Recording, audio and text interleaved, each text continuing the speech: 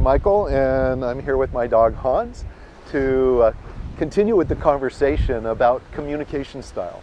We talked a few moments ago about the difference in languaging and communication, how a structural person is very literal and a figurative talking person is far more emotive. But there are some other things that happen around communication style that's important for us to be aware of.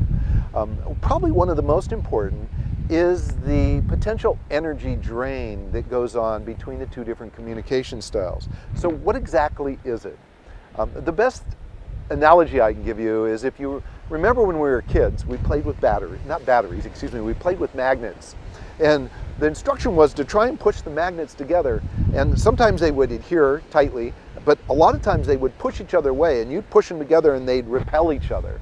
So this is what's going on with these two energetic frequencies. They're discordant.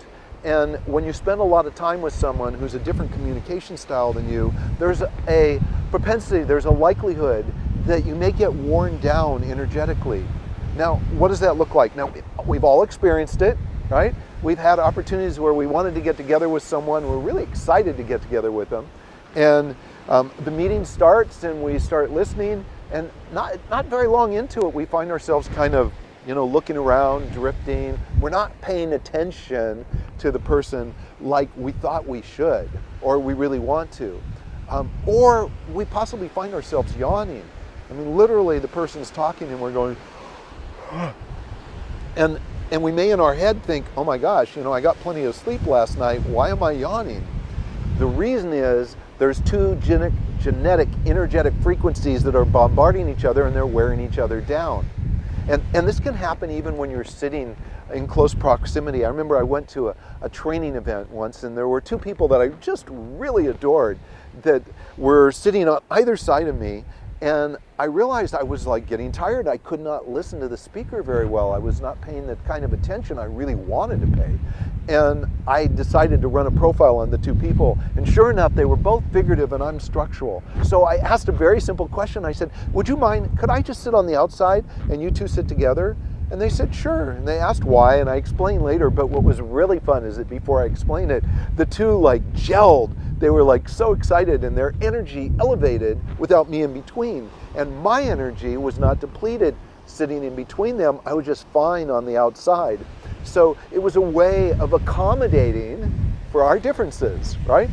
So here's the deal. There are going to be people in your life that are really important to you. They could be your beloved, they could be your children, they could be someone you do business with, and you have to spend time with them. And at the same time, there's an energetic drain going on. You're not going to be able to change that drain. That happens. It's genetic. It's like your blood type. That just happens. So what do? You have to find a way to accommodate for it, especially if the person is really important to you. And hopefully they are. That's why you're getting together with them, or you're in a relationship with them. So if you're spending a lot of time with someone who's a different communication style than you, make sure you also create time to recharge your batteries. And that means take time for yourself. Call a best friend who when you talk to them, they just light you up and your energy returns. Or just go out for a brisk walk, do some exercises, use a power move, whatever you need to do to bring your energy back, so that when you're with that person that you truly want to be with, who's so important to you, despite your energetic difference, you can be at your best and not go into story, not call them a name like an energy vampire or something like that is not very kind. Instead, just go, we're different. Embrace the difference, acknowledge it, honor it, love that difference in them, and be present and support yourself, be discerning. By understanding this difference, you have the possibility to do that without going into story.